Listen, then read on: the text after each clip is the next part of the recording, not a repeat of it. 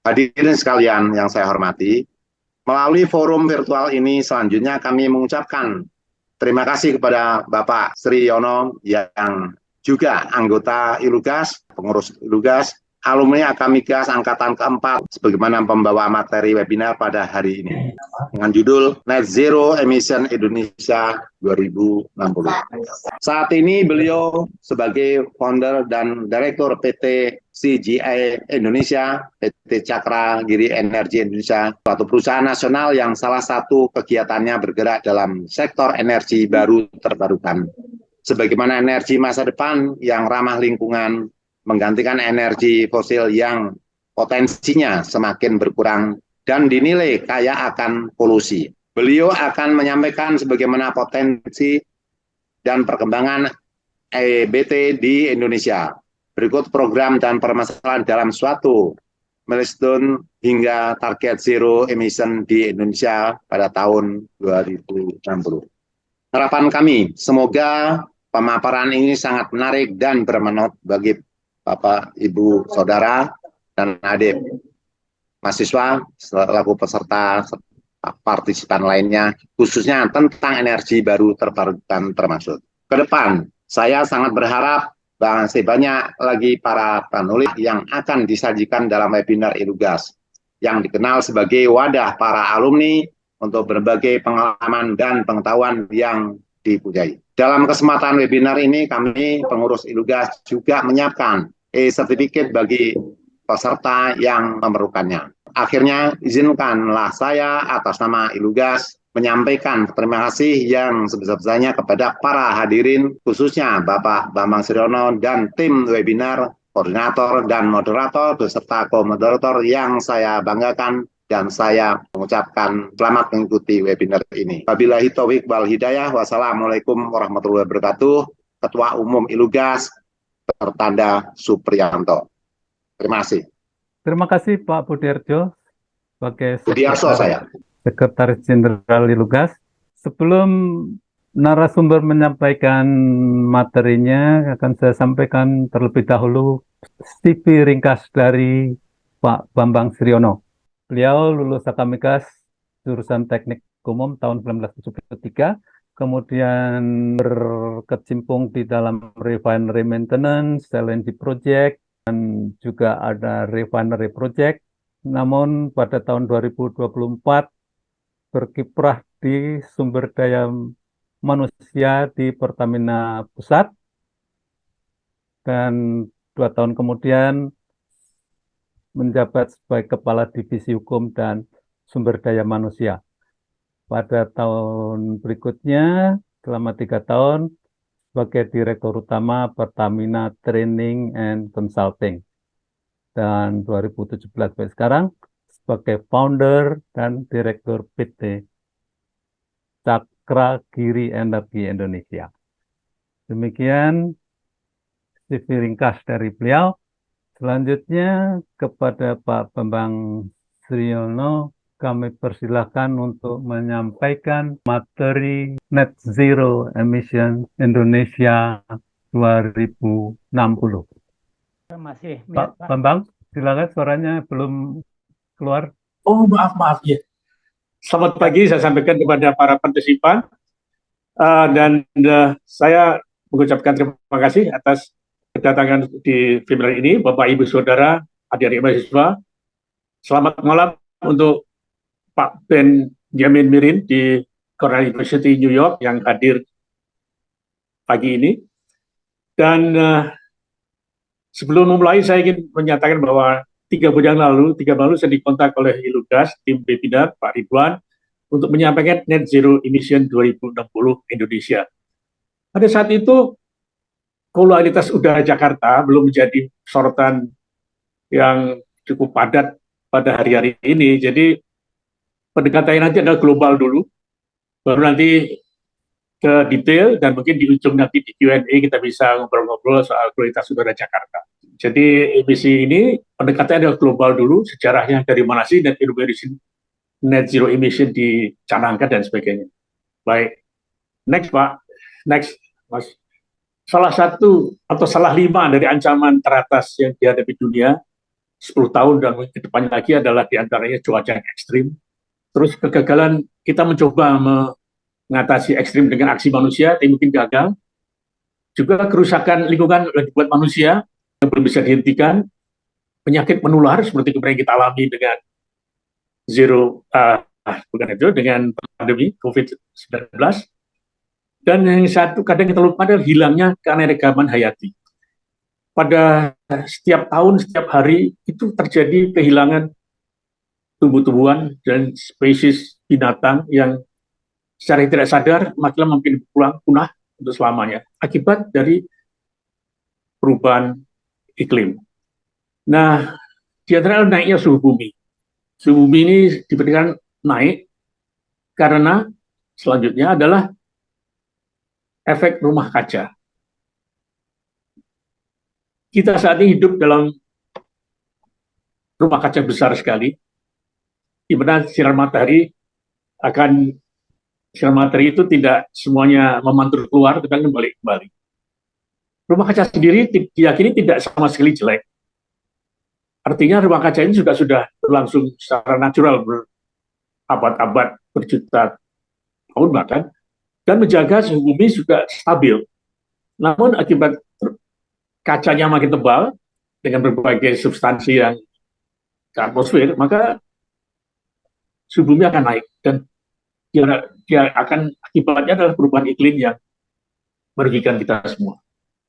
Next, perubahan iklim sudah kita alami dan diberitakan di medsos dan di mainstream bahwa cairnya es di kutub bumi menyebabkan juga naiknya air laut yang mulai mengancam kota-kota pantai.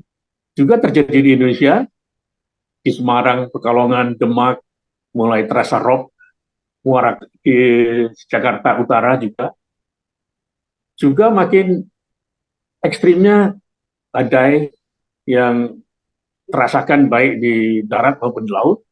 Kemudian justru kekeringan yang memanjang, yang merugikan baik sumber air tawar maupun akan mengurangi kapasitas PLTA atau tenaga air.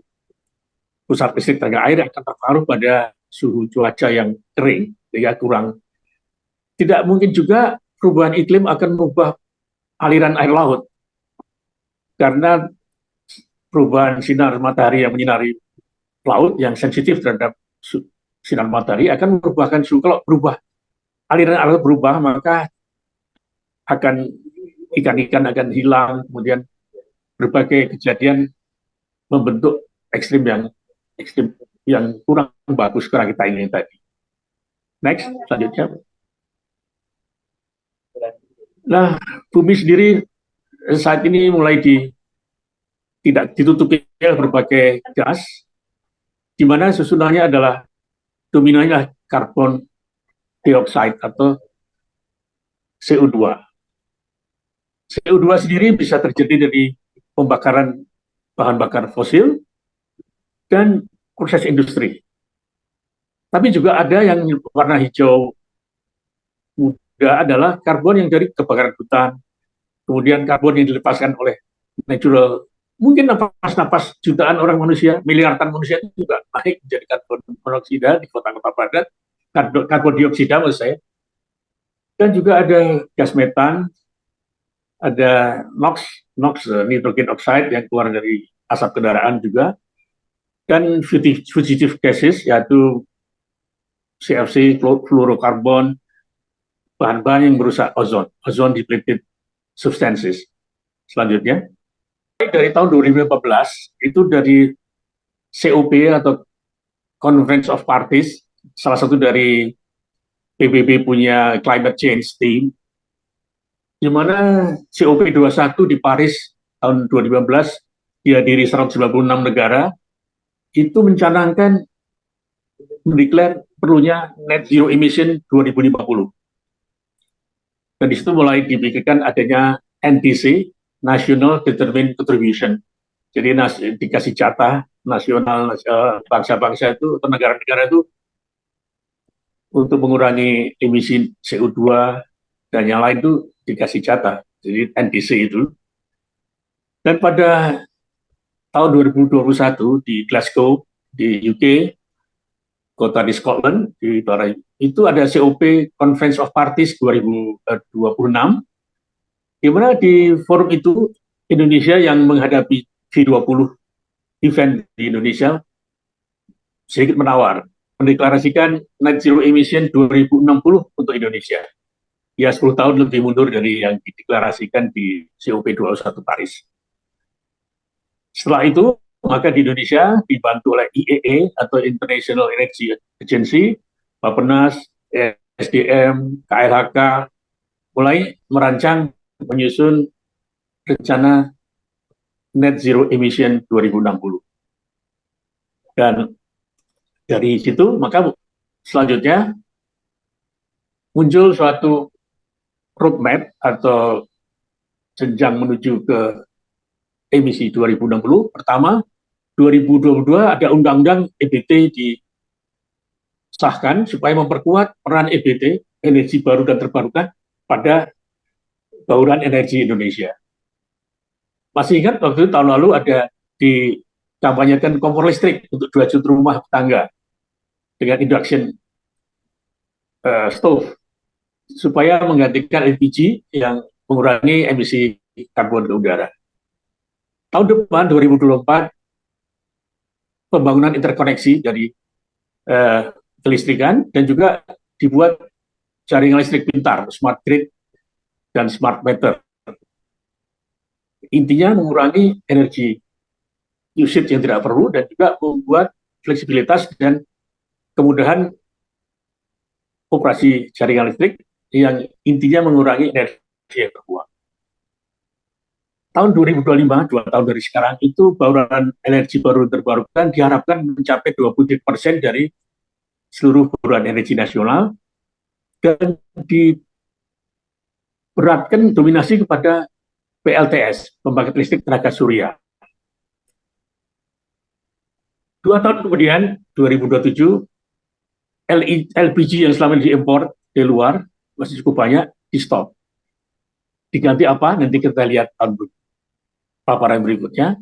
Selanjutnya, 2030 yang tadinya 23% di tahun 2025, sekarang tahun 2030 diharapkan 42% dari kebutuhan energi dari PLTS bisa memenuhi. Dan jaringan gas diharapkan menyentuh 10 juta rumah tangga di kota urban seperti Surabaya, Jakarta, Bandung. Mengikuti pola Cirebon. Cirebon sudah punya jaringan gas yang cukup luas. Dan kendaraan listrik diharapkan mencapai 2 juta mobil di kota-kota besar. Dan motor itu 13 juta. Sebagai informasi, di Jakarta saat ini, hari ini ada 17 juta motor. Jadi mungkin belum semua dengan listrik, tapi kota-kota dibagi kota-kota lain juga. Nah, tadi dimethyl ether. Dimethyl ether atau DME adalah gas seperti LPG, butan, etan, tapi dia lebih tidak memberikan polusi ke udara dan tidak impor untuk Indonesia. Karena dibuat dari gasifikasi batubara yang cukup banyak di Indonesia. Jadi mengurangi pemakaian batubara langsung, dibuat DME gas untuk rumah tangga. Kompornya bisa dipakai yang sama, botolnya bisa dipakai yang sama, hanya LPG-nya diganti DME. 2031 itu agak drastis karena mulai dipensiun dini semua PLTU, pembangkit listrik tenaga uap, batubara, yang bahan bakar batubara, tahap pertama yang subkritikal. Nanti menyusul lagi jadi dibagi beberapa tahap, ada yang subkritikal, kritikal, ultra kritikal, di mana yang terakhir nanti yang super ultra kritikal akan dipensiunkan di paling akhir. Tahun 2035 untuk supaya tidak terkonsentrasi di Jawa, Sumatera, dan Bali, dicoba ada interkoneksi antar pulau mulai commercial opportunity COD. Apakah dari Bali meloncat ke timur sampai ke Nusa Tenggara Timur dan sebagainya, dari Sumatera menyeberang ke Bangka Belitung, atau bahkan listrik dari Bangka Belitung disuplai ke Sumatera, itu akan didesain dan diharapkan on pada tahun 2035. Pada tahun itu, bauran EBT diharapkan naik menjadi 57%, yang akan didominasi 3 super electric generator, surya, PLTS, hydroelectric atau air, dan geothermal, panas bumi. Nanti ada paparan bahwa ketiga sumber ini masih dimanfaatkan sedikit sekali, belum sampai 10% dari potensi yang ada di Indonesia. Jadi masih sangat optimis. Tahun 2040, bauran EBT diharapkan mencapai 71%. Saat itu PLTD, pembangkit listrik tenaga diesel, yang ada tersebar di seluruh Indonesia sebanyak 2.400 unit, sudah berhenti beroperasi. Karena operasi PLTD adalah cukup mahal, suplai solarnya diimpor juga, kemudian juga emisi yang dilepaskan, carbon break-nya cukup tinggi. Nah, 2040 jelas lampu-lampu pasti yang sudah emergency, yang sudah energy saver, sudah sangat hemat energi, mungkin LED yang saat ini atau lebih maju lagi. Nah. Dan 2040 nanti tidak ada motor konvensional yang dijual maupun dioperasikan, diharapkan sudah tidak ada lagi. Jadi semua motor 2040 akan menjadi listrik. Nah, 2045 ini kritikal, karena pembangunan pembangkit listrik tenaga nuklir (PLTN) diharapkan mulai COD, commercial operation date-nya di 2045. Nanti ada paparan menuju 45 tadi berapa tahun dilakukan persiapan, nanti kita paparkan. 2050, bauran EBT mencapai 87% di 2050. Mobil konvensional berbahan bakar diharapkan sudah tidak dijual atau dioperasikan.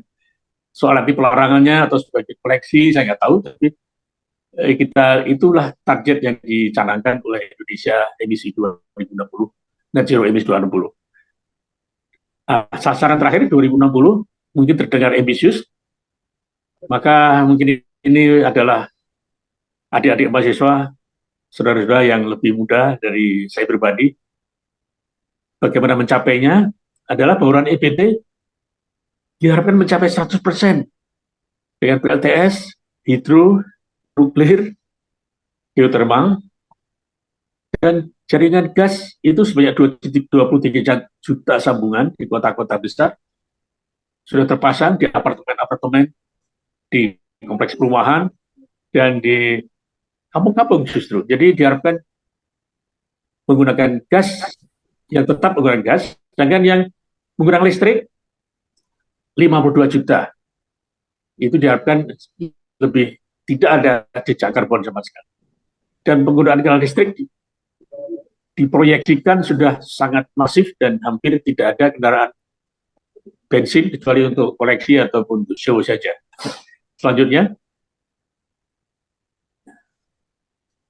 Nah, semua itu diharapkan untuk menurunkan CO2. Karena CO2 adalah dominan faktor, dominan substansi yang menebalkan rumah kaca di atas kita yang sebagai gas rumah kaca yang dominan. Pertama adalah kendaraan listrik.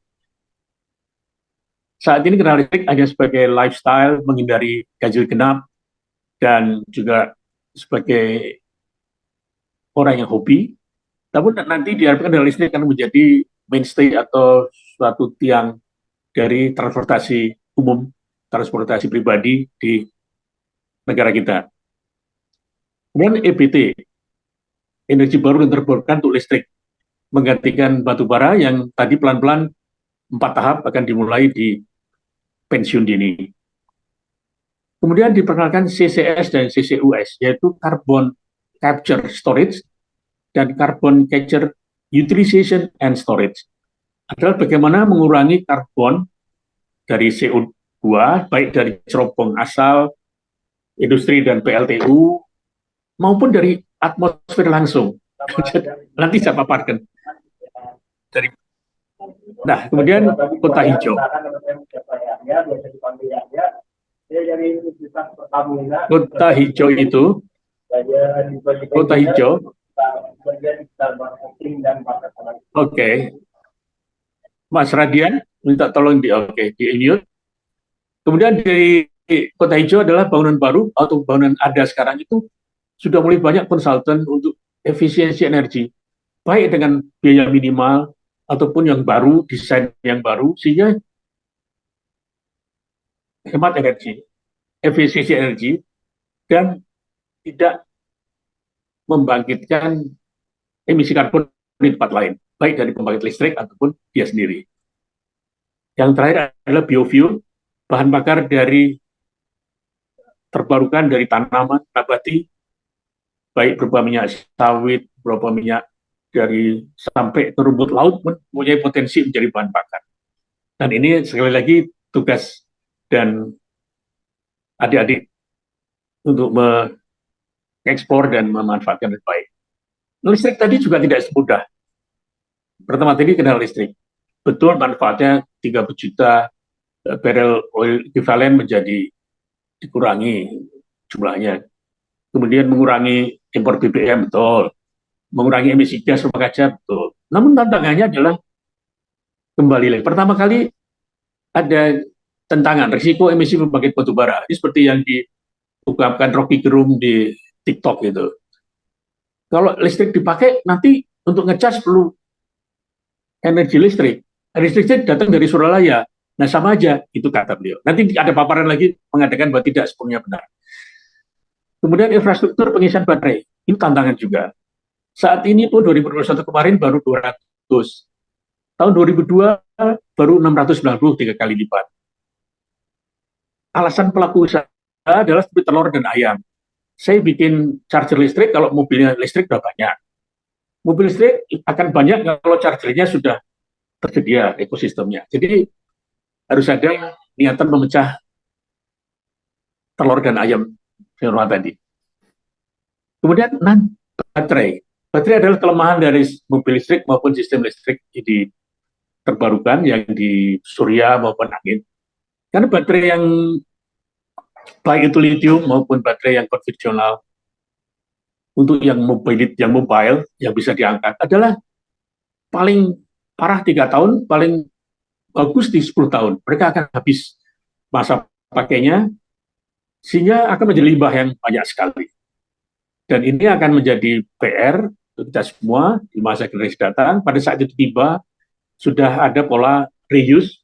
Jadi baterai mobile, baterai yang untuk transportasi ditaruh di rumah yang statis untuk energi, penyimpanan energi di rumah, atau nanti setelah reuse nggak bisa lagi di recycle. Nanti ada ampasnya yang tidak bisa diapa-apakan, itu nanti akan dicarikan jalan, apakah di landfill, apakah akan di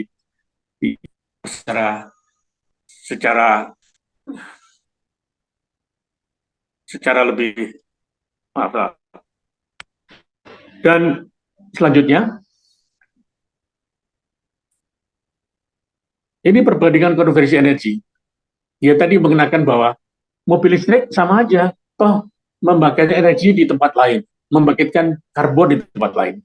Nah kita lihat, mobil listrik akan menggunakan listrik batu bara yang dari tambangnya, kemudian dari PLTU-nya, dikirim melalui tegangan listrik, tegangan tinggi, turun transformator ke tegangan biasa, kemudian menjadi energi listrik di mobil.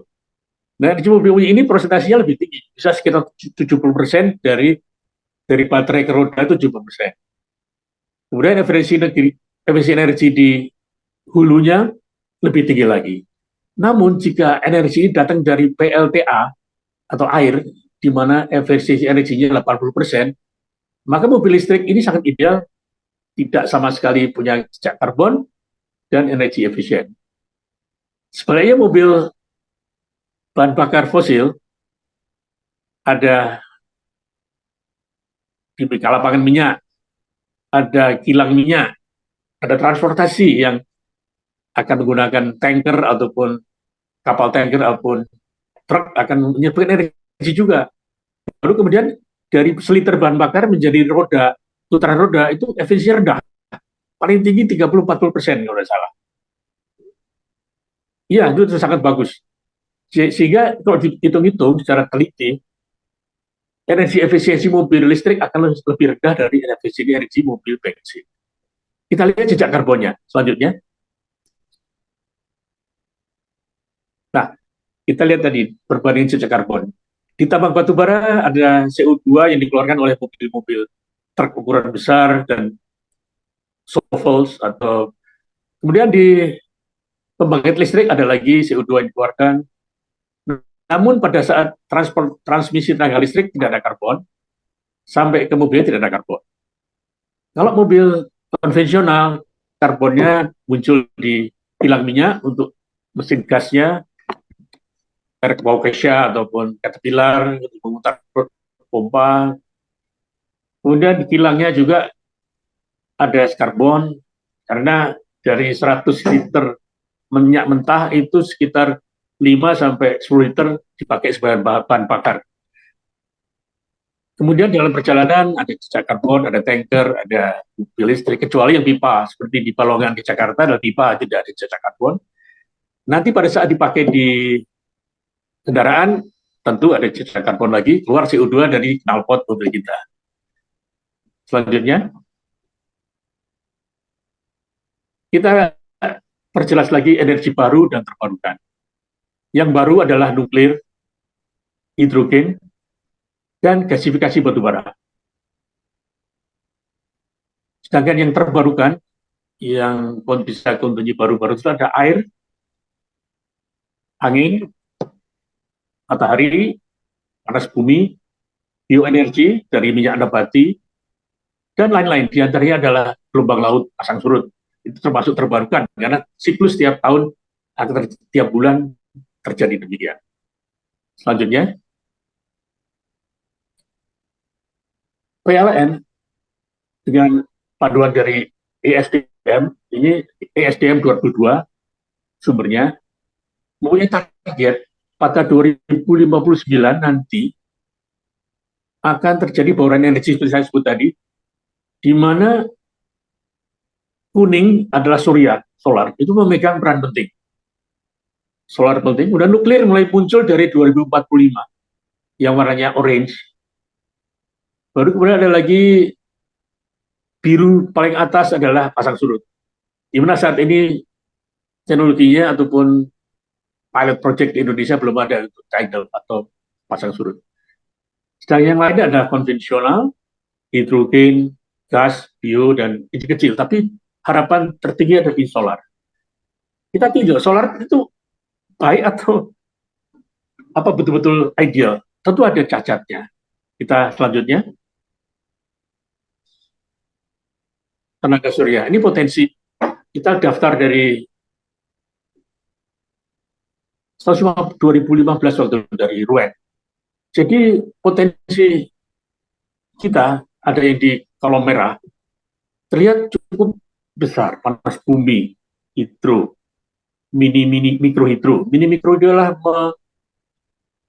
menyemangati untuk membuat PLTA yang kecil-kecilan di desa, di Kulon Progo, di desa Banten, di desa di mana ada aliran air cukup besar dan kontinu, itu dibuat mikrohidro atau mikrohidro. Ada lagi sekarang pikohidro, itu sangat kecil, mungkin hanya sekitar 5 kW, 10 kW itu bisa mengairi 30 rumah misalnya, itu juga di teknologi sudah matang dan sudah bisa. Bioenergi adalah dari minyak nabati, sawit, cangkang sawit, pohon kaliandra, dan berbagai pohon lain yang akan menghasilkan energi cukup besar, sampai 19 MW. Tapi surya itu menjadi tumpuan harapan 207 giga. Itu potensinya demikian, 207 giga. Besar sekali dayanya. Sedangkan angin 60 giga dan gelombang laut itu 17. Nah saat itu tahun 22 RUEN mengatakan potensinya masih kecil sekali. Panas bumi itu baru 4,9% dimanfaatkan. Hidro meskipun banyak waduk dibuat, Jatiluhur sudah dari dulu, tetap masih 6,4%. Mikrohidro itu di dipopulerkan oleh beberapa pegiat seperti Ibu Tri Mumpuni untuk memasang di desa-desa, mikrohidro di Padang, di Sumatera yang banyak gunung-gunung. Itu baru 1%. Bioenergi dengan kebun kelapa sawit yang luas di Kalimantan, Sumatera, itu baru memanfaatkannya untuk bioenergi 5%. Surya lumayan rendahnya, dari 207 giga, hanya 78 megawatt yang sudah dipasang, baik oleh swasta, oleh PLN, ataupun hobiis, rumah-rumah dengan sukarela memasang di Pondok Indah, di Puri, di mana-mana, tak pasang, nanti menaikkan nilai jual rumah, katanya. Lumayan juga, itu baru sekitar 0,04%, 1% tidak. Angin yang dipasang di Sidrap misalnya, baru 0,01% dari potensi Nusantara yang banyak gunung, banyak pasir, banyak pantai maksud saya, dan aliran udara. Gelombang laut sama sekali belum dimulai, hanya ada satu yang 0,002% itu 0,3 megawatt atau sekitar 300 kilowatt itu di satu tempat. Tadi saya infokan mungkin di Indonesia Timur yang mempunyai sebagai pilot proyeknya suatu badan yang dibantu oleh internasional. Lanjut, silahkan lanjut. Ini rencana pengembangan EBT. Jadi kita langsung lari ke EBT karena tadi merupakan stral listrik, EBT merupakan tumpuan harapan. Jadi rencana pengembangannya adalah tiap tahun bertambahan. 2021 kemarin 22, 23 itu nambah dari 752 menjadi 5544 di 2025 dan nanti ujungnya menjadi 30 giga, 30.000 megawatt di 2030, belum 2000. Kelihatannya PLN dan RUEN dan SDM belum berani mematok sampai 2060, ini baru saya ambil yang sampai 2030. Jadi kalau lihat ini nanti bagaimana tidak barrier nuklir dan pensiun dini dari PLTU nanti akan diganti dengan surya dan sebagainya. Ini sekarang surya. Tadi disebutkan surya. Surya ini Indonesia mempunyai keuntungan 8 jam per hari bisa diharapkan mendapatkan sinar matahari yang cukup. Sudutnya juga tidak susah karena dekat khatulistiwa. Tapi tentu saja ini bersifat terputus, intermittent. Siang ada, malam tidak ada. Akibatnya, sehebat apapun PLTS itu, tetap perlu penyimpan listrik skala besar atau skala utility. Nah, kita lihat, kalau di rumah-rumah menggunakan baterai mobil biasa atau baterai lithium yang terpacking, yang disimpan di kotak. Nah, tapi skala besar perlu penyimpan energi baterai lithium dalam besarnya satu kontainer, jejer-jejer, atau sekarang flow baterai, jadi baterai yang cairannya disirkulasikan untuk memberikan perpindahan energi dari yang di-charge dan yang dibuang. Yang paling ideal dan paling sudah dilaksanakan bertahun-tahun adalah penyimpanan energi 2 waduk air. Waduk air bawah dan waduk air atas. Danau di atas dan di bawah. Kalau siang hari, PLTS tadi memompa waduk dari bawah ke atas, malam hari air dari atas diturunkan ke bawah lagi, memutar turbin, sehingga ujungnya di jaringan menjadi rata. Ini dilaksanakan saat ini oleh Mika di Cirata, Waduk Cirata sedang dipasang PLTS terapung yang tenaganya siang hari dipakai untuk memompa kembali ke waduk atas. Nanti dari atas turun lagi menjadi tenaga yang menggerakkan turbin. Ada lagi penyimpan energi menara gravitasi beban yang unik. Ini dilaksanakan di beberapa negara, yaitu prinsipnya beban itu diangkat oleh tenaga listrik dari surya, menggantung di atas, nanti malam hari dikerek ke bawah dengan memberikan tenaga kepada turbin pada motor listrik menjadi generator. Jadi istilahnya seperti naik turun, naik turun, naik turun. Ada yang menggunakan menara di atas, ada yang menggunakan lubang dalam tanah dari tambang-tambang yang sudah tidak terpakai, atau skala kecil, sumur-sumur di Indonesia yang menggunakan sumur dalam. Zaman dulu sebelum dipakai pompa Sanyo atau Shimizu kan dipakai lubang sumur. Nah itu digantungi tabung reservoir 2 kubik atau 2 ton. Kalau siang dikerek oleh surya di atap rumah, malam diturunkan lagi untuk menyalakan lampu-lampu di rumah, sehingga kita punya listrik gratis dari sumur. Itu yang anunya skala kecilnya. Selanjutnya, kemudian PLTS tadi kan mau dikembangkan oleh PLN. Kendala PLTS adalah lahan. Oke lah kalau rumah orang dipasangi PLTS 5 keping bisa. 1 keping panel surya 1 meter persegi itu adalah akan menghasilkan tenaga listrik sekitar 400 watt peak. Pada saat ideal 400 watt.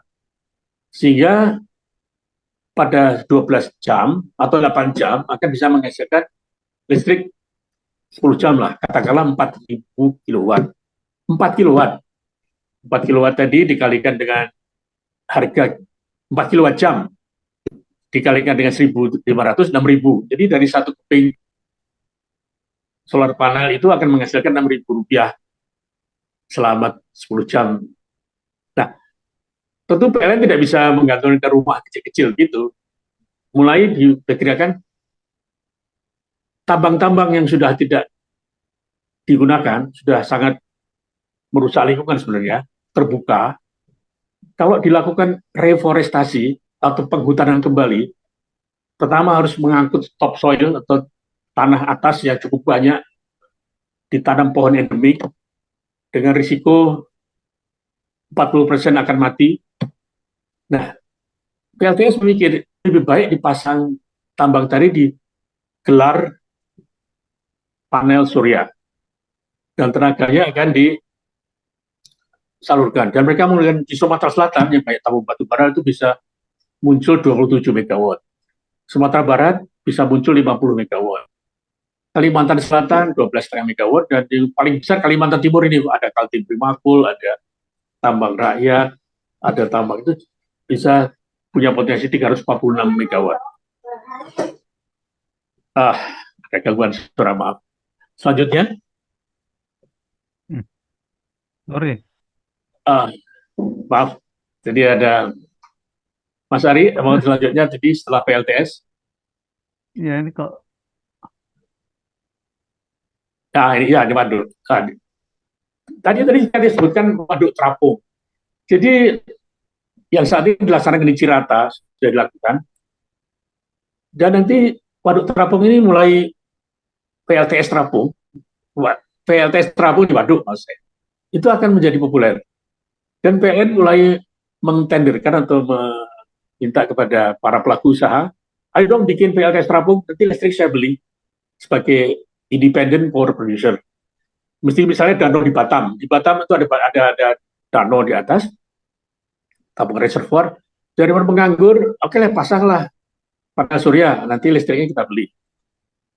Dan mereka mulai inventarisasi, yaitu tadi waduk-waduk milik sendiri, di Wonogiri 100 megawatt, Sutami Karangkates 122, terus sampai ke Danau Singkarak, Sumatera Barat itu bisa mengeluarkan 48 megawatt.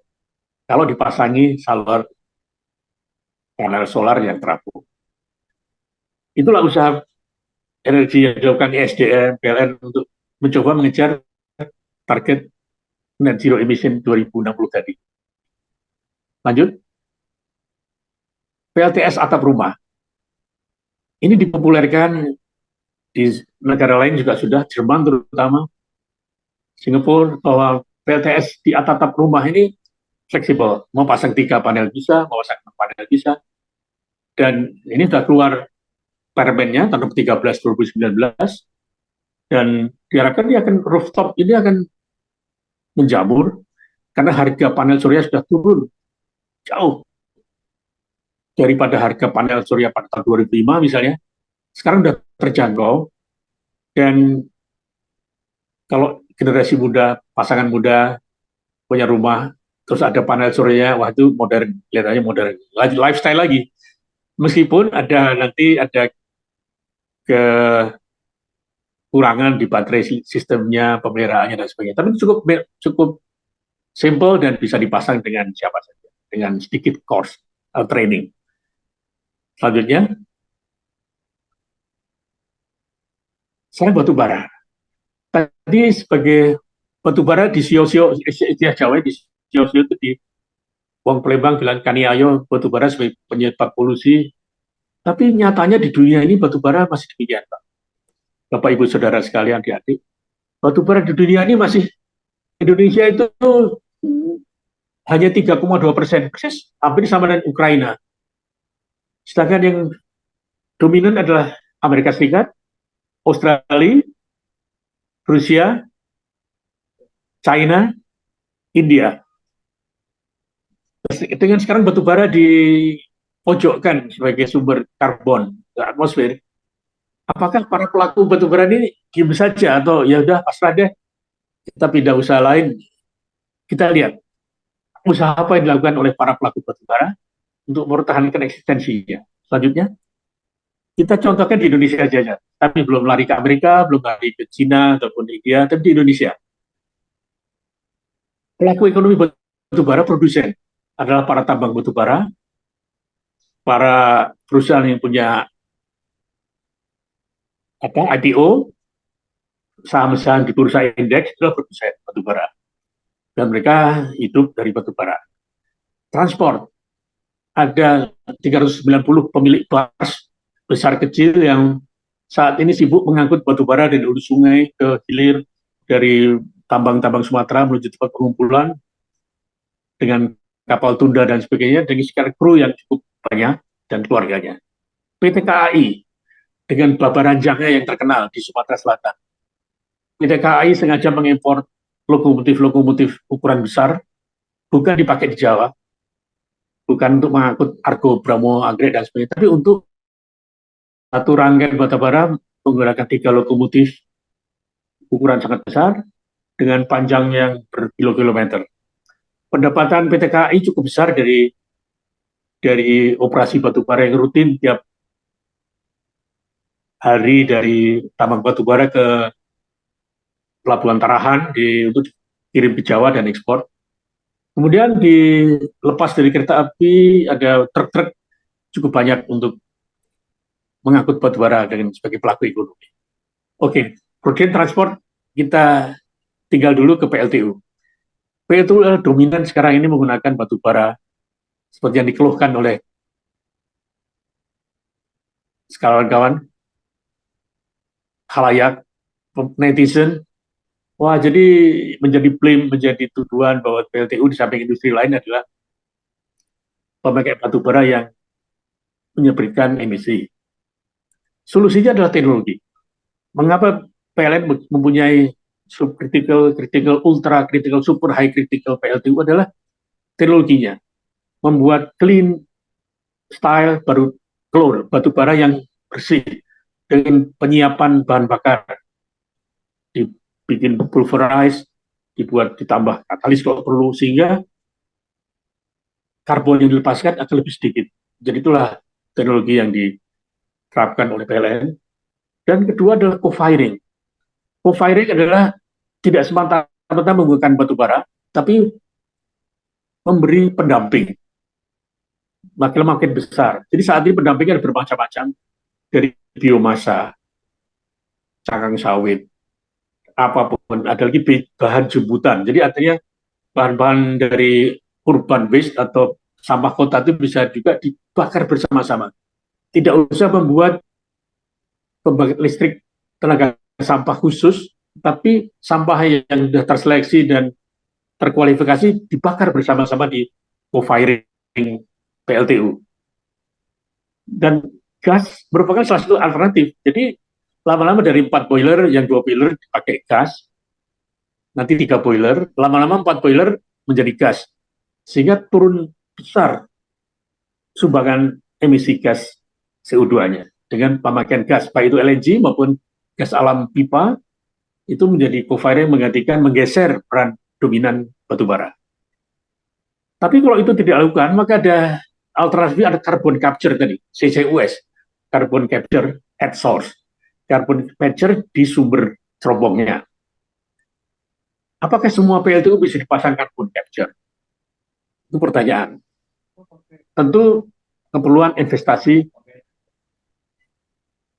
capex, capital expenditure-nya besar untuk memasang carbon capture. Karena di situ kan akan diperlukan back filter atau penyaring fisik dengan seperti kantong bantal besar sekali, kemudian masuk lagi ke washing WSG, jadi dengan water seperti kita CO2 removal. Akhirnya CO2 bisa disisihkan, tidak semua, disisihkan sebagian untuk dikompresikan, dijual, dan nanti dari mana biayanya? Nanti ada balance ya, kita paparkan juga. Jadi carbon capture at source itu merupakan salah satu upaya untuk memperlambat kami ini jangan bahan batu bara ini masih bisa lah dipakai dengan beberapa perubahan. Lanjut. Nah, ini adalah skema sederhana carbon capture at source tadi, dari boiler kemudian lari ke fly ash untuk particle removal dengan back filter, kemudian lari ke sulfur removal, kemudian lari ke disupport dengan sistem wash water, kemudian sistem chemical seperti amin dan sebagainya akan jadi terpisah antara CO2 dengan gas lain. Biayanya berapa? Tidak murah. Untuk bisa memisahkan 1 ton CO2 itu biayanya berkisar dari 48 sampai 60 dolar per ton. Nah, ini dari mana? Ini nanti menjadi pertanyaan. Nanti kita bahas lagi. Selanjutnya, nah, seberapa penting? Nah, ini untuk transisi energi. Jadi energi memang akhirnya CCS dan CCUS akan lebih sering didengar di medsos ataupun di mainstream news.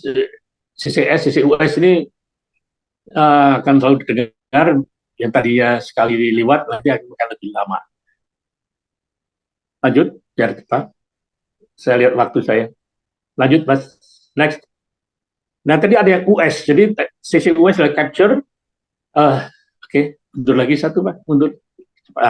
Capture, menangkap dari kilang, dari power plant, manufacture, kemudian ditangkap dengan alat carbon capture tadi, kemudian ditekan, dikompres, dikirim ke tempat sumur minyak yang sudah nggak terpakai, diinjeksi ke dalam. Bisa dipakai sebagai gas lift untuk mengangkat minyak yang males ke atas, atau ya disimpan di bawah saja. Atau diproses menjadi utilisasi, menjadi karbon padat, monokalsiner, ataupun kemudian menjadi bahan lain. Itulah di storage, jadi utilisasi dan storage. Next. Nah, ini kita di Akademi Migas, ada di PEM Migas. Nanti lihat peluang nih, kemudian dari kawan-kawan yang pelaku bisnis di Migas. Kita bisa menyediakan, oke deh, saya punya sumber minyak, udah nggak dipakai, silakan masuk di sini, tapi bayar, atau nanti ada hitung-hitungannya. Gitu. Jadi karbon yang ditangkap pihak lain, bisa kita terima, masukin ke dalam tanah yang masih menjadi konsesi ataupun kontrak karya kita. Silahkan, terus. Lanjut. Ini ada istilah, jadi saya jelaskan berapa. Ada carbon source dan carbon sink. Carbon source itu adalah ya industri, power plant, refinery, mobil-mobil, pesawat terbang juga carbon sources. Tapi ada yang alami yaitu volcanic eruption atau gunung itu bisa karbon, kebakaran hutan yang alhamdulillah sekarang sudah tidak terlalu kritis didengar dari negara tetangga. Kalimantan dan Sumatera, kemudian orang di bawah ini crowded, ini orang sedang rapat umum banyak sekali, ini juga mengeluarkan carbon source ke udara. Ya, yang menyerapnya sinknya adalah laut itu punya carbon sink yang, tapi secara dibiarkan dia lebih lambat, dipercepat dengan bakau, mangrove, kemudian hutan di darat, dan yang ternyata hutan paling efektif menyerap CO2 adalah bambu. Bambu diakui sampai 4,5 sampai 5 kali lipat dari hutan biasa. Jadi kalau ada hutan bambu atau rumpun bambu di belakang rumah di Jogja atau di Tegal atau di Kalongan, jangan ditebang semua, biarpun banyak niangnya, karena itu adalah penyerap CO2 yang utama. Selanjutnya, apa sih untuk menyerap CO2 pakai apa sih? Karena kebetulan dari Akamigas, PEM Akamigas dan kawan-kawan kilang minyak mungkin ingat menyerap CO2-nya dulu kami kalau CO2 removal menggunakan amine treater atau amine base treater, tapi yang ini adalah zeolit, silika, mesoporus yang porus-porus, organik polimer, magnesium oxide, kalsium oxide. Di Dumai ada calciner coke itu yang menggunakan suhu tinggi dan laboratorium untuk mengambil karbon padat. Itu calciner coke, nah ini salah satu kalsium oxide-nya dipakai di penyerap CO2. Kemudian ada hybrid material, yaitu MOF, Metal Organic Framework. Ini diklaim oleh penjualnya lebih rendah tekanan, lebih rendah suhu, sehingga tidak terlalu mahal. Next. Ada juga ide menangkap karbon dari udara bebas. Ini sudah dibuat beberapa pilot project dan run.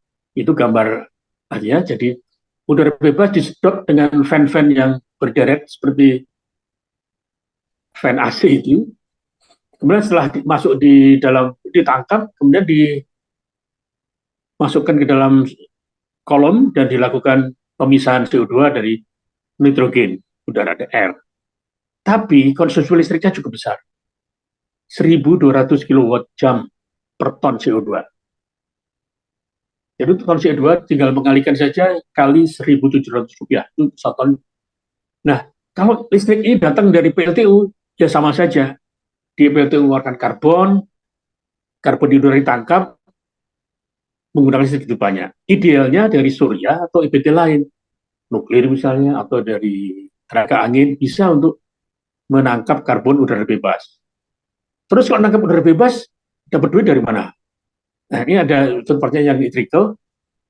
Saat ini ada beberapa badan yang mempromosikan pengurangan karbon dari udara. Itu akan kadang memberikan grant ataupun memberikan semacam bantuan teknologi pada yang ingin melaksanakan. Kemudian konservasi energi dan efisiensi, dua-duanya dilakukan. Yang konservasi mengurangi pemakaian, yang efisiensi pemakaian tetap, tapi diusahakan energi masuknya lebih sedikit dengan pengeluaran yang sama. Ini banyak dilakukan di gedung dan di instalasi industri. Next. Gedung ini kadang-kadang dilupakan. Ada satu badan namanya BL, jadi yang melakukan sensus pemakaian energi di gedung-gedung. Jadi gedung-gedung ternyata punya potensi untuk dihemat cukup besar. Jadi kalau dilakukan efisiensi energi dan penurunan emisi gas rumah kaca di bangunan, mulai dari pembuatan semennya, pembuatan panelnya, pembuatan karpetnya, itu bisa diaudit, oh ini mengurangi karbon, ini lebih hemat karbon. Dan arsitek ataupun desainer gedung yang baik untuk masa depan adalah mulai melihat efisiensi energi dari pemakaian bahan bakar bahan baku yang dibakar. Apakah itu semen, apakah itu kaca, apakah itu karpet. Sehingga pelaku industri di hulu akan berpikir mencoba melakukan carbon emission supaya laku bahan dagangannya. Ini sangat ideal, tapi memang menuju ke arah situ. Nanti dengan kalau pembuat bahan baku bangunan, perencanaan kota pembangunan itu akan mulai memikirkan tadi gedung baru, apalagi gedung yang lama pun bisa retrofit. Kalau cukup bagus, retrofit. Operasi gedung, jam-jam lift dioperasikan, lampu dinyalakan, reklame dijalankan, itu bisa dioptimasi dengan program sekarang, aplikasi banyak sekali, sehingga terjadi penghematan energi. Sistemnya, air panasnya di sini terus kemudian AC-nya dicari yang lebih dingin. Nah, material pada waktu dibuat di pabriknya, apakah material ini boros energi, apakah hemat energi? Kemudian ketahanan, apakah itu berlangsung sustainable, berlangsung terus-menerus, atau hanya sesaat? Energi terbarukan, di atapnya sudah dibangun surya belum? syukur kalau dibangun surya, kemudian itu bisa mengurangi karbon yang ke udara. Next. Kesempatan pendek ini saya manfaatkan untuk mengintroduksi hidrogen. Kenapa? Karena sebagian besar dari hadirin ini adalah pelaku hidrokarbon.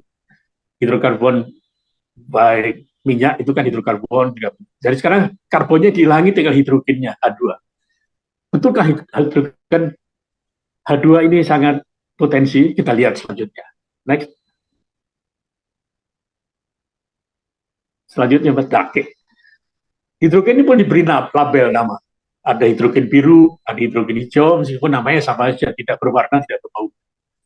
Hidrogen hijau adalah hidrogen yang digenerasikan, dihasilkan, diproduksi oleh proses elektrolisis dari energi terbarukan.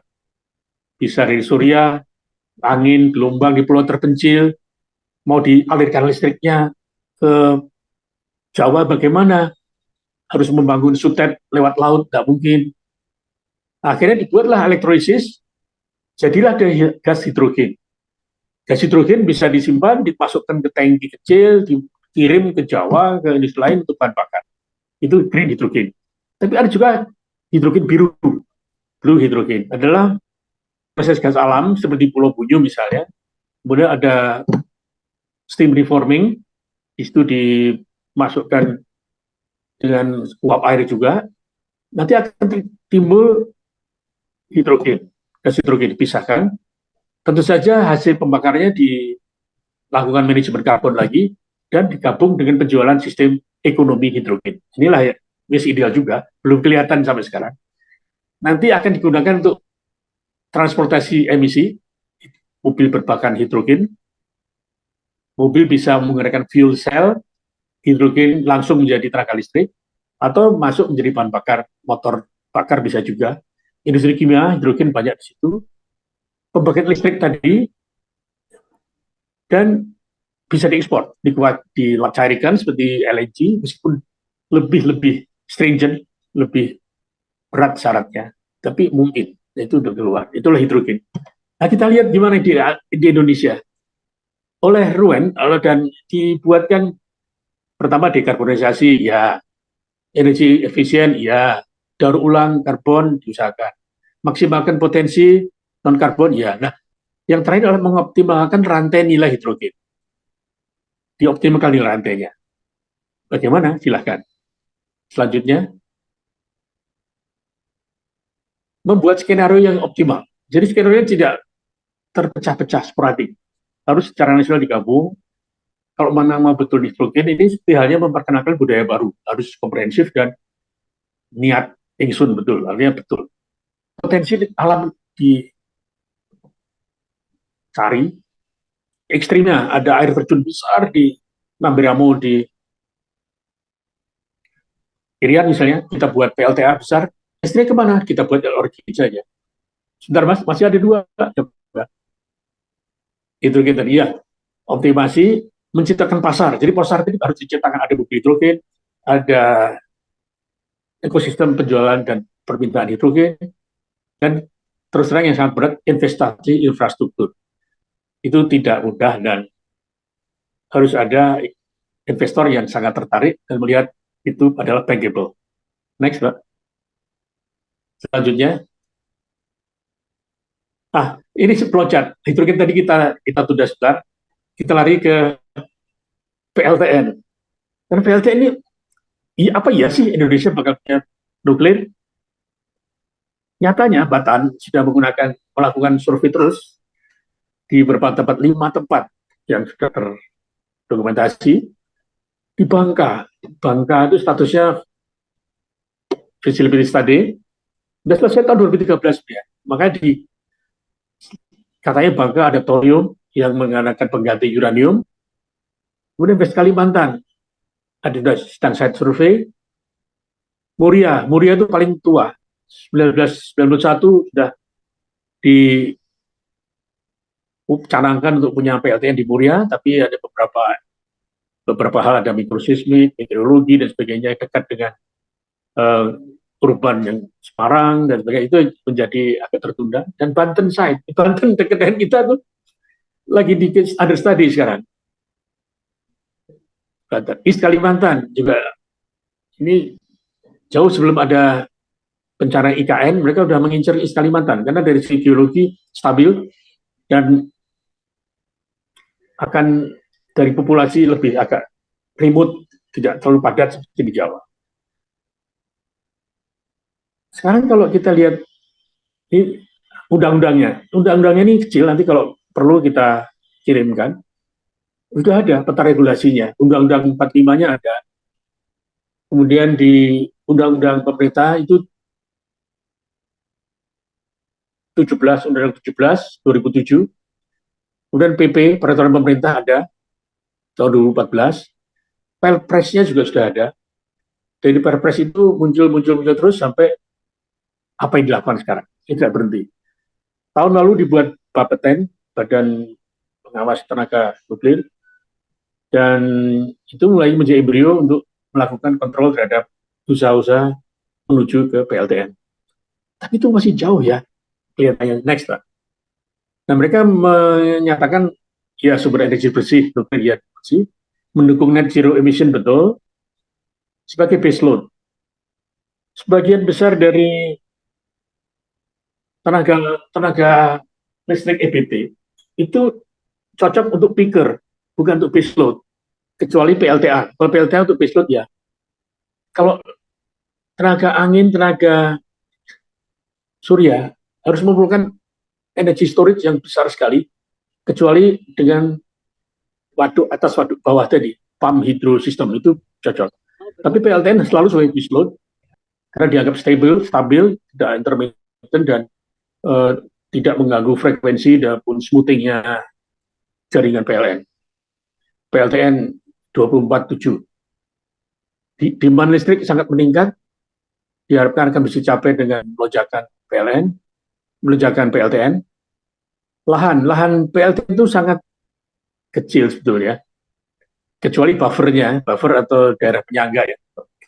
Kalau PLTN sendiri kecil, tidak terlalu dibanding yang lain, dibanding surya apalagi. Juga fleksibilitas pembangkit, ada yang besar, ada yang kecil, bisa setengah giga kalau perlu, ada yang lebih. Jadi apalagi dengan generasi kelima dari nuklir sekarang itu rendah, sudah bisa cukup efisien. Operasi memang rendah, biaya operasi nuklir paling rendah. Mengapa Prancis tetap ngotot pakai PLTN? Karena biaya operasinya rendah. Hanya capex dan after operation-nya itu yang menjadi pertimbangan. Awalnya studinya banyak, kemudian mencapai urutan sampai jadi, makanya waktunya lama. Konstruksi utama PLTN itu 7-8 tahun itu sudah hebat. Kemudian unit selanjutnya, penunggungnya itu juga ada lagi, itu 3-4 tahun. Lifetime-nya sendiri 40-60 tahun. Kapasitasnya itu 1000 sampai 100 MW, dan ada lagi SMR, Small Modular Reactor, yang di bawah 500 MW. Rule of thumb-nya itu, pembangkitnya itu tidak boleh lebih dari 10% dari total kapasitas grid di area tadi. Jadi ada pertimbangannya, nanti kawan-kawan DPR akan bisa mengkonfirmasi hal tersebut. Selanjutnya, ini adalah bayangan tadi, kalau kita mundur, tahun 2045 COD, Commercial Operation Date, tapi setahun 10 tahun sebelumnya itu masih ngurusin commissioning, paling skala kecil, izin lingkungan, izin lahan, izin tapak, konstruksi komersial, dan sebagainya. 2030, 35 tahun sebelumnya masih penetapan regulasinya ada komplit. SDM-nya sudah ada atau belum? Izin lingkungan lagi tadi, dukungan pendanaan komersial. Siapa yang jadi pemilik dan operatornya skala komersial di mana?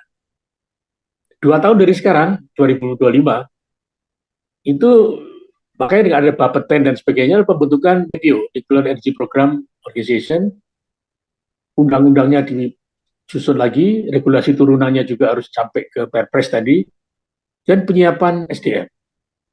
Dan baru survei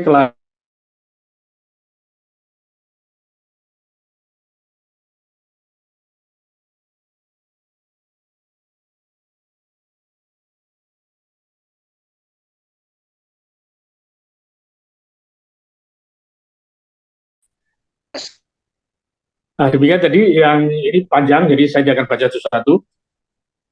Sebenarnya pengulangan dari tadi, bahwa transisi energi dilakukan pengembangan EBT. Dan mekanismenya adalah pemerintah perizinan usaha, riset inovasi teknologi sangat penting, tanpa riset dan inovasi teknologi tetap jalan di tempat, baik semua komponennya. Kemudian sinergi pusat dan daerah.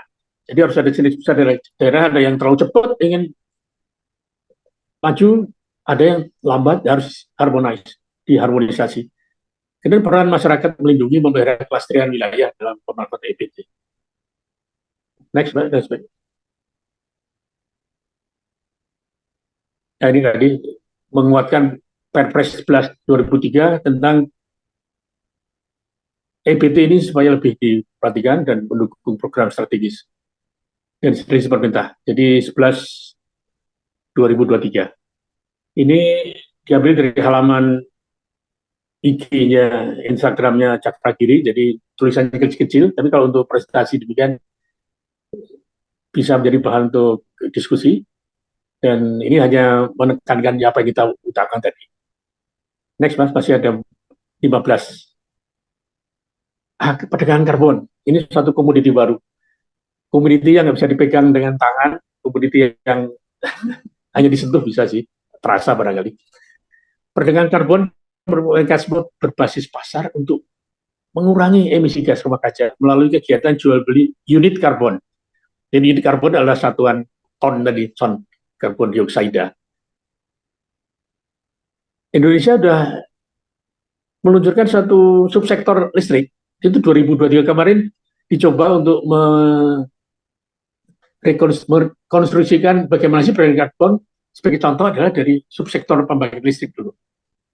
Kita buat satu semacam grafik, lanjut.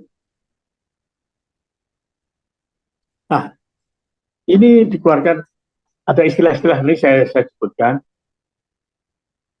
KLHK membuat satu susunan kehutanan lingkungan hidup, PTBA-EPU. Jadi pembangkit listrik A dan pembangkit listrik B. Satu punya PLN, mungkin satu punya IPP, Independent Power Producer, PT Kanci atau PT Batang misalnya. PTBA adalah persetujuan teknis batas atas emisi dari pelaku usaha.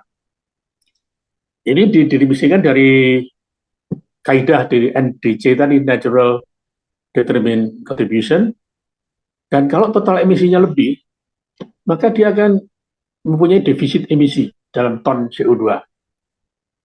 Ada pembangkit listrik baru yang teknologi lebih bagus, emisinya lebih rendah dari PTBA-EPU tadi. Jadi dia punya surplus emisi. Nah, ini theoretically, dan nanti akan dibuat turunan aturannya, itu bisa diperjualbelikan. Pembangkit listrik yang kelebihan emisinya lebih bisa membeli SPE, sertifikat pengurangan emisi, dari pembangkit listrik yang baru tadi. Sehingga akan diharapkan terjadi balance. Selanjutnya, nah, kita update apa yang dilakukan oleh OJK, Otoritas Jasa Keuangan. Baru ini, tanggal 2 Agustus kemarin, OJK mengeluarkan panduan. Operator perdagangan karbon unit tadi harus ada operatornya, yang maklarnya atau bandarnya yang membeli dan menjual. Sama dengan broker ya. Tapi ini syaratnya perusahaan di negeri Indonesia. Dan boleh bekerja sama dengan maksimal 20% saham luar negeri. Kenapa harus bekerja sama? Karena begini, ide dari net zero emission dan perdagangan karbon ini kan dari luar. Kita mungkin perlu institusi yang menjadi hakim, judge, pengukurannya, pelaporannya, dan verifikasinya, validasinya. Itu harus kebanyakan masih dilakukan luar. Contohnya Vera, double R ya Vera, lihat di Google ada. Kemudian broker yang di luar negeri adalah Trafigura. Trafigura juga mungkin kawan-kawan kenal, dia menjual bahan bakar hidrokarbon juga antar pulau, antar negara. Nah, perusahaan industri banyak berminat, dan ini ada himbauan September mulai aktif, tapi ini himbauan bersifatnya agak politis ya. Saya pribadi bukan sebagai institusi sangat dekat sekali. Aduh, kalau kita mau aktif, apakah cukup waktu? Kemudian pajak karbon yang ada nanti atau ditunda dulu sampai kondisi lebih tepat. Inilah update kita. Jadi perdagangan tadi masih wacana, baru disiapkan saluran-saluran dan peraturan pelaksanaan. Selanjutnya, dari sekian banyak usaha untuk menuju zero emission 2060, adakah penolakan secara sektoral atau secara nasional di internasional? Ini juga harus kita pertimbangkan. Terus terang, penolakan itu bisa dua. Yang positif adalah mencari solusi dengan tadi PLTU, teknologi lebih bagus, carbon capture, co-firing, itu adalah penolakan halus yang untuk memperlama eksistensi batubara. Tapi ada negara yang terus terang menyatakan ketidaksetujuan, meskipun tadinya ikut sepakat. Negara salah satu negara menyatakan kami ini ketinggalan. Amerika, Eropa, dan Rusia sudah duluan menggunakan pengotoran udara CO2, sekarang giliran kita mau maju untuk menyejahterakan rakyat saya di stop, nggak boleh pakai karbon. Gimana dong? Itu terjadi suatu polemik yang cukup keras. Dan tadi bagaimana masalah ekonomi batubara?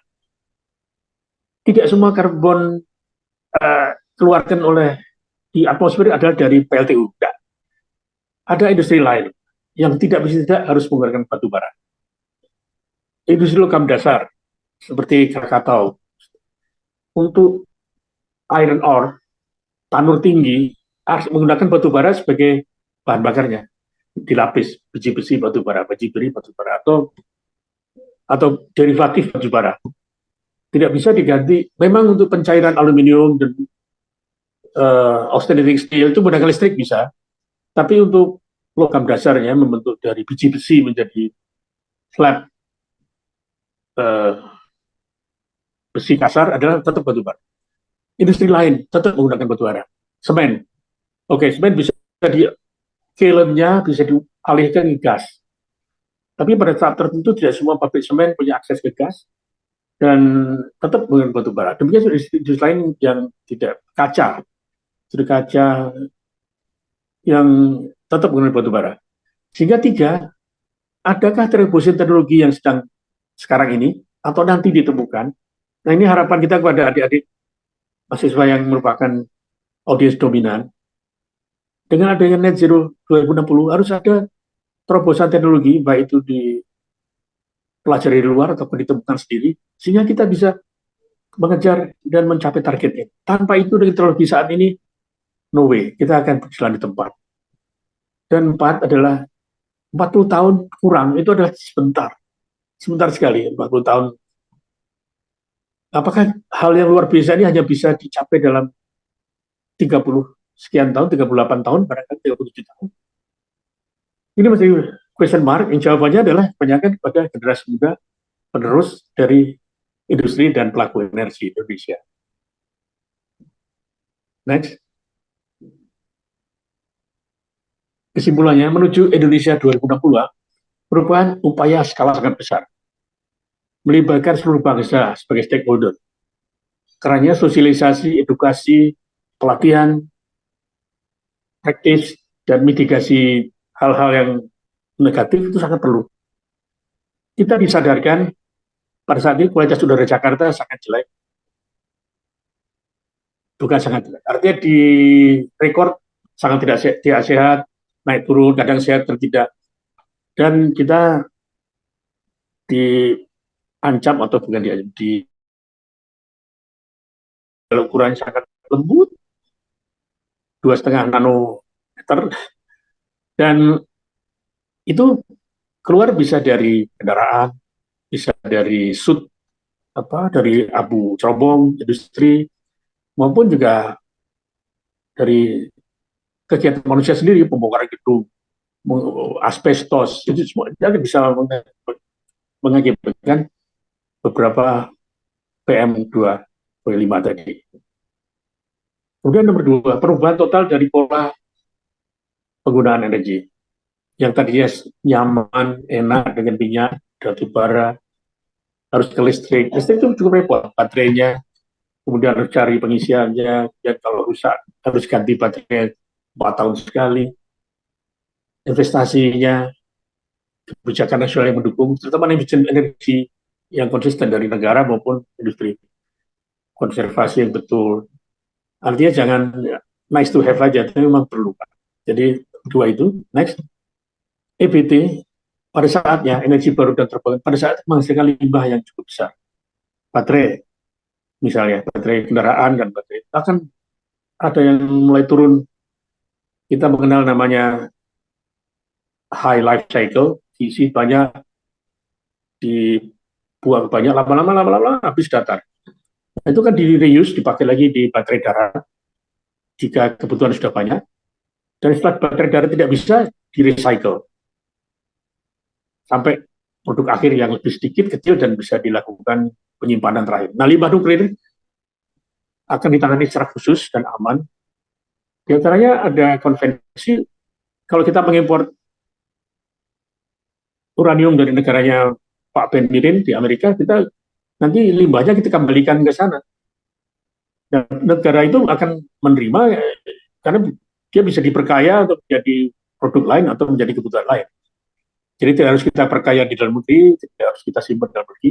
Itu ada international agreement-nya yang menuju ke arah situ. PLTS yang diharapkan mengisi kebutuhan subdominan.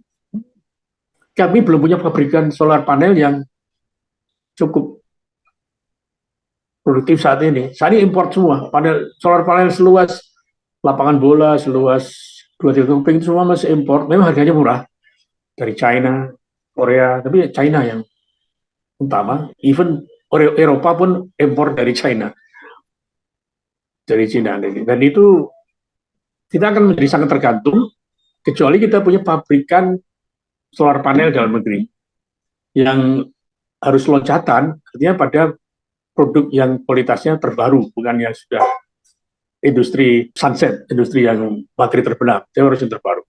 Itu kesimpulan yang kita lihat dari rapat ini, dari Zoom meeting ini. Terima kasih semua Pak Menteri, para audiens. Terima kasih. Baik, terima kasih Pak Bambang Sriono yang secara komprehensif telah memaparkan materi yang sangat menarik. Sekarang kesempatan kepada peserta untuk mengajukan pertanyaan-pertanyaan untuk lebih mendalami dan memahami net zero emission.